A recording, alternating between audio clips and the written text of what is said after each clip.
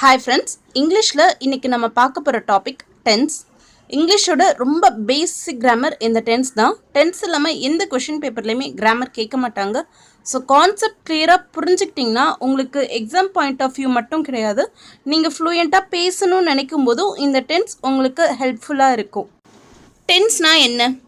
ஒரு ஆக்ஷன் எந்த காலத்தில் நடந்துச்சு அதை குறிக்கிறது தான் நம்ம டென்ஸ்னு சொல்கிறோம். ஸோ தமிழில் நம்ம காலங்கள் சொல்லும்போது நிகழ்காலம், இறந்த காலம், எதிர்காலம்னு சொல்கிறோம் இல்லையா? அதே மாதிரி தான் இங்கிலீஷ்லேயும் present tense, past tense, future டென்ஸ்னு 3 டைப்ஸ் ஆஃப் டென்சஸ் இருக்குது.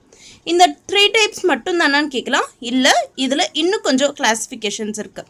இப்போ ப்ரெசன்ட் டென்ஸ்னு எடுத்தால் அதில் மட்டும் ஒரு 4 கிளாஸிஃபிகேஷன், அதே மாதிரி பாஸ்ட்டில் ஒரு 4, ஃப்யூச்சரில் ஒரு 4 இருக்குது. ஸோ டோட்டலாக 3 × 4 12 கிளாஸிஃபிகேஷன் டென்ஸில் மட்டும் வரும். ஸோ இந்த 12 கிளாஸிஃபிகேஷனை பற்றியும் நம்ம டீட்டெயிலாக பார்க்கலாம். ப்ராடாக எப்படி கிளாஸிஃபை பண்ணியிருக்கோம்? Present tense, past tense, future tense. இதை இந்த சைடை நீங்கள் பார்த்தீங்கன்னா simple tense, continuous tense, perfect tense, perfect continuous tense. So இந்த நாளும் தான் இந்த 3 கீழே வரப்போகுது. எப்படின்னு பாருங்கள். ஒரு ப்ரெசன்ட் டென்ஸ்னு எடுத்தோன்னா அது கீழே என்ன வருதுன்னா சிம்பிள் ப்ரெசன்ட் டென்ஸ் இருக்குது, ப்ரெசன்ட் கண்டினியூஸ் டென்ஸ் இருக்குது, present perfect and present perfect continuous. இதே மாதிரி பாஸ்ட் கீழே simple past, past continuous, past perfect and past perfect continuous. Last one future கீழே பாருங்கள், simple future, future continuous, future perfect and future perfect continuous tense. So டோட்டலாக எத்தனை type of tenses இருக்குன்னு கேட்டாங்கன்னா 12 type of tenses இருக்குது. Tense பார்க்கும்போது ஒரு விஷயம் நம்ம கிளியராக புரிஞ்சுக்கணும், நம்ம யூஸ் பண்ணுற நவுனுக்கும் வேர்ப்ஸ்க்கும் என்ன ரிலேஷன்ஷிப் இருக்குன்னு. பிகாஸ் இதை பொறுத்து தான் மீனிங்கே மாறப்போகுது. இதில் 2 செட்டாக பிரிச்சுக்கோங்க. ஐ, வி, யூ, தே இது 4த்தையும் ஒன்றா வச்சுக்கோங்க. ஹி, ஷி, இட் இது 3 நவுனையும் தனியாக வச்சுக்கோங்க. பிகாஸ் வேர்ப்ஸ் வந்து இந்த ஐ, வி, யூ, தேக்கு ஒரே மாதிரி வரும், ஹி, ஷி, இட்டுக்கு வேறு மாதிரி வரும். ஃபார் எக்ஸாம்பிள், இப்போ சிம்பிள் ப்ரெசன்ட் டென்ஸ் எடுக்கிறோம். அங்கே வந்து நம்மளுடைய வேர்ப் வந்து ரைட், இதுதான் நம்ம வேர்ப். ஓகே, இப்போ இது நவுன்ஸை பொறுத்து எப்படி மாறுதுன்னு பார்க்கலாம். ஐ, வி, யூ, தே இந்த 4 நவுனும் வந்துச்சுன்னா I write, we write, you write, they ரைட்னு வரும். இதுவே ஹீ, ஷி, இட் வந்துச்சுன்னா வேர்ப் ப்ளஸ் எஸ் வரணும். எப்போ? சிம்பிள் ப்ரெசன்ட் டென்ஸில். He writes, she writes, it ரைட்ஸ்னு மாறும். ஸோ சிம்பிள் ப்ரெசன்ட் டென்ஸ்னால் வேர்ப் எப்படி இருக்கணும்னா பிளெயின் வேர்ப் யூஸ் பண்ணுவோம். ஐவி யூ தேக்கு மட்டும் பிளெயின் வேர்ப். அதுவே ஹீ, ஷி, இட் வந்துச்சுன்னா வேர்ப் ப்ளஸ் எஸ் போடுறோம். இதுவே சிம்பிள் பாஸ்ட்டாக இருந்தால் அந்த வேர்ப் என்ன ஆகும்னு பார்த்தோன்னா பாஸ்ட் வேர்பாக மாறிடும். இப்போ ரைட் இதோட பாஸ்ட் என்ன? ரோட். இது வந்து I, we, you, they, he, she, it இந்த 7க்குமே ரோட்ன்றது காமன். ஐ ரோட் அ லெட்டர்னு தான் வரும். அதே மாதிரி ஹீ ரோட் அ லெட்டர் தான் வரும். இங்கே வந்து எஸ் அதெல்லாம் எதுவுமே ஆட் ஆகாது. அதுக்கடுத்து சிம்பிள் ஃப்யூச்சர் பார்த்தீங்கன்னா இங்கே வந்து வில் அப்படி இல்லைன்னா ஷேல் நம்ம வந்து சேர்ப்போம். பொதுவாக வில் தான் நம்ம யூஸ் பண்ணி எழுதுகிறோம். I will write, you will write, இப்படி இந்த சென்டென்சஸ் வரும். ஸோ சிம்பிள் ப்ரெசன்ட்னும் போது பிளெயின் வேர்ப், ஹீ, ஷி, இட்டுக்கு மட்டும் வேர்ப் ப்ளஸ் எஸ். சிம்பிள் பாஸ்ட்னும் போது அந்த பாஸ்ட் வேர்ப் வரும். அதுவே சிம்பிள் ஃப்யூச்சர்னும் போது வில் ரைட், ஷேல் ரைட் இந்த மாதிரி மாறும். சிம்பிள் டென்சஸில் வேர்ப் எப்படி வரும்னு பார்த்தோம். அதுக்கடுத்து பார்க்க போகிறது கண்டினியூஸ் டென்சஸில் வேர்ப் எப்படி வரும்னு பார்க்கலாம். First present continuous, past continuous இது 2த்துலேயுமே பார்த்தோன்னா நமக்கு வந்து இம்பார்ட்டன்ட் பிளேஸ் யாருக்கு தரோன்னா பி ஃபார்ம் வேர்ப்ஸ்க்கு தான். ஓகே, ப்ரெசன்ட் கண்டினியூஸ் பாருங்கள். இங்கே வந்து ஐ, வி, யூ, தே 4யுமே சேர்த்து பார்க்காதீங்க. ஐ மட்டும் இந்த இடத்துல நம்ம தனியாக போயிடும். பிகாஸ் ஐக்கு மட்டும் என்ன வருதுன்னா ஆம் இது வரும். ஐ ஆம் ரைட்டிங்னு வரும். இப்போது வி, யூ, தே பார்த்தீங்கன்னா we are writing, they are writing, you are ரைட்டிங்னு வருது. அதுவே ஹீ, ஷி, இட்டுக்கு என்ன வருது? இஸ் வரும். He is writing, she is writing, it is writing. Okay, so ஐக்கு ஆம், வி, யூ, தேக்கு ஆர். அதுவே ஹீ, ஷி, இட்டு பார்த்தீங்கன்னா இஸ். எல்லாருக்குமே வந்து கண்டினியூஸ், அந்த கண்டினியூஸ்னு வேர்டை பார்த்தாலே கண்ணை மூடிட்டு வேர்ப் ப்ளஸ் ஐஎன்ஜின்னு வந்துடும். ப்ரெசன்ட் கண்டினியூஸ்க்கு அடுத்து இருக்கிறது பாஸ்ட் கண்டினியூஸ். இந்த பாஸ்ட் கண்டினியூஸில் பார்த்தோன்னா சிங்குலர் நவுன்லாம் ஒன்றா வந்துடும், ப்ளூரல் நவுன்லாம் ஒன்றா வந்துடும். பிகாஸ் ஐ, நான், ஹீ, ஷி, இட், அவன், அவள், அது இது எல்லாருமே சிங்குலர். இவங்க எல்லாருக்குமே கிளப் பண்ணி நம்ம ஒரே வேர்ப் வைக்கலாம். அதே மாதிரி வி, யூ, தே இதெல்லாம் பார்த்தோன்னா நாங்கள், அவர்கள், நீ வேணா நீ, நீங்கள்னும் போது யூக்கு எப்பயுமே நம்ம ஆர், வேர் இப்படி தான் யூஸ் பண்ண போகிறோம். இப்போ இங்கே பாருங்கள், ஐ, ஹீ, ஷி, இட் இது எல்லாத்துக்குமே was plus verb plus I N G, அதாவது ஐ வாஸ் ரைட்டிங் வரும், ஷி வாஸ் ரைட்டிங்னு வரும். அதுவே இந்த வி, யூ, தேக்கு பார்த்தோன்னா were plus verb plus I N G, we were writing, they were writing, you were writing னு மாறும். ஓகே, ஸோ பாஸ்ட் கண்டினியூஸ்னா எப்படி I, he, she, இட்டுக்கு was plus verb plus ing. அதுவே we, you, theyனா were plus verb plus ing. Next one future continuous.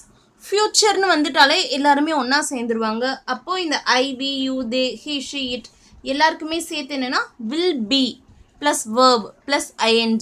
I will be writing, we will be writing, she will be writing எல்லாருமே ஒன்றா சேர்த்து will be plus verb plus ing. Simple முடிச்சிட்டோம், continuous முடிச்சிட்டோம். அதுக்கு அடுத்து இருக்கிறது perfect tense. Continuous டென்ஸ்னா எப்படி நம்ம கண்ணை மூடிட்டு verb plus ing வரும்னு சொல்லலாமோ அதே மாதிரி பர்ஃபெக்ட் டென்ஸ்னா verb 3 தான் எப்பயுமே வரும். verb 3னா அந்த லாஸ்ட் ஃபார்ம் இருக்கும் இல்லையா, அதுதான். ஃபார் எக்ஸாம்பிள் கோனா அங்கே கான், ரைட்னா ரிட்டர்ன், இதுதான் நம்ம verb 3ன்னு சொல்கிறோம். ஓகே, ப்ரெசன்ட் பர்ஃபெக்ட் பாருங்கள். I, we, you, they வந்துச்சுன்னா have plus verb 3.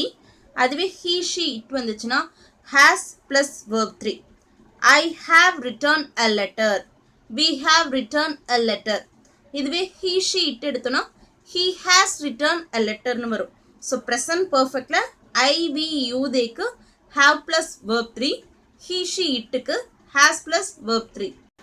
Next one past perfect. have, has, had இந்த 3 வேர்ப்ஸில் ஹேவும் ஹேஸும் ப்ரெசண்ட்டுக்கு யூஸ் பண்ணிட்டோம். அப்போ மீதி இருக்கிறது என்ன, had. அந்த had தான் பாஸ்ட் பர்ஃபெக்டில் யூஸ் பண்ண போகிறோம். எல்லாருக்குமே I, we, you, they, he, she, it எல்லாருக்குமே had தான் வரும். I had written தான் வரும், he had written. ஸோ இங்கே எதுவுமே செப்பரேட் இல்லை, எல்லாருக்குமே என்ன வருது பாஸ்ட் பர்ஃபெக்டில் had plus verb 3. Next one future perfect tense. ஃபியூச்சர்னு வந்துட்டாலே எல்லாருமே ஒன்றா தான் வருவாங்க. அண்ட் ஃபியூச்சரில் எப்போவுமே நம்மளுக்கு வில்லுன்னு இருக்கும். இங்கே verb 3 வரணும். நடுவில் என்ன சேர்க்க போகிறோம், have, will have written, I will have written, she will have written. இங்கே வந்து had யூஸ் பண்ணாமலாம் யோசிக்காதீங்க. will வரும்போது இங்கே have மட்டும்தான் வரும். I will have written, she will have written. So perfect டென்சஸை பொறுத்த வரைக்கும் ப்ரெசன்ட் பர்ஃபெக்டில் I, we, you, theyக்கு have, he, she, itக்கு has. அதுவே பாஸ்ட் பர்ஃபெக்ட்னா எல்லாருக்குமே had ப்ளஸ் verb 3. ஃபியூச்சர் பர்ஃபெக்ட்னா will have ப்ளஸ் verb 3 வருது. லாஸ்ட்டாக இருக்கிறது என்னது, பர்ஃபெக்ட் கண்டினியூஸ் டென்ஸ். இதில் ஃபர்ஸ்ட் ஒன் என்னென்னா ப்ரெசன்ட் பர்ஃபெக்ட் கண்டினியூஸ். மேலே என்ன போட்டோம், have போட்டோமா, அதே மாதிரி இங்கே have தான் வரும். பட் have been கண்டினியூஸ்ன்ற வார்த்தை இருக்குது, அப்போ verb ப்ளஸ் ing வரும்.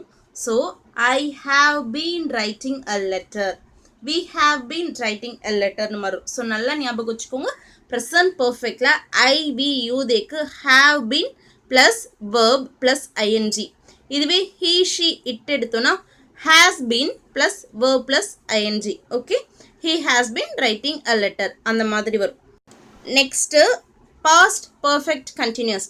இங்கே எல்லா நவுனுமே நம்ம ஒன்றாவே வச்சுக்கலாம். எல்லாருக்குமே சேர்த்து என்ன வரும்னா had been plus verb plus ing. I had been writing a letter, he had been going to market, she had been sleeping. எதுவாக வேணாலும் இருக்கலாம். எல்லாருக்குமே என்ன வருது, had been plus verb plus ing. Last one பாருங்கள், ஃபியூச்சர் பர்ஃபெக்ட் கண்டினியூஸ். மேலே future பர்ஃபெக்டில் நம்ம என்ன போட்டோம், will have போட்டோமா, அப்போது இங்கே will have been வரும். கண்டினியூஸ்ன்றதுனால verb ப்ளஸ் ing வரப்போகுது. I will have been writing, we will have been writing, she will have been going, இந்த மாதிரி தான் வருது. ஸோ ஃபியூச்சர் பர்ஃபெக்ட் கண்டினியூஸ்னால் என்னென்னா எல்லா நவுன்ஸுமே காமன்னா இங்கே will have been plus verb plus ingன்னு வரும். 12 டென்ஸ்க்கும் verbs எப்படி யூஸ் பண்ணுவோன்னு நம்ம இப்போ பார்த்துருக்கோம். பட் எக்ஸாம் பாயிண்ட் ஆஃப் வியூவில் டைரெக்டாக இந்த டென்ஸ் யூஸ் பண்ணுங்கன்னா பொதுவாக சொல்ல மாட்டாங்க.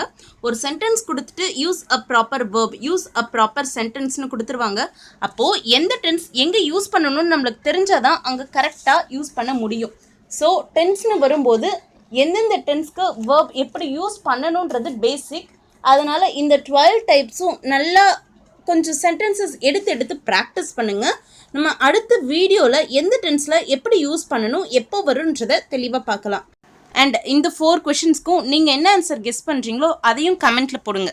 இந்த வீடியோவில் உங்களுக்கு எதாவது டவுட் இருந்துச்சுன்னா கீழே கமெண்ட் பண்ணுங்கள். டிஸ்கிரிப்ஷனில் வாட்ஸ்அப் லிங்க் இருக்குது, அங்கேயும் ஜாயின் பண்ணி கேட்கலாம். இந்த வீடியோ உங்களுக்கு பிடிச்சிருந்துச்சுன்னா லைக் பண்ணுங்கள், ஷேர் பண்ணுங்கள், மறக்காமல் 2way ஸ்டடிக்கு சப்ஸ்கிரைப் பண்ணுங்கள்.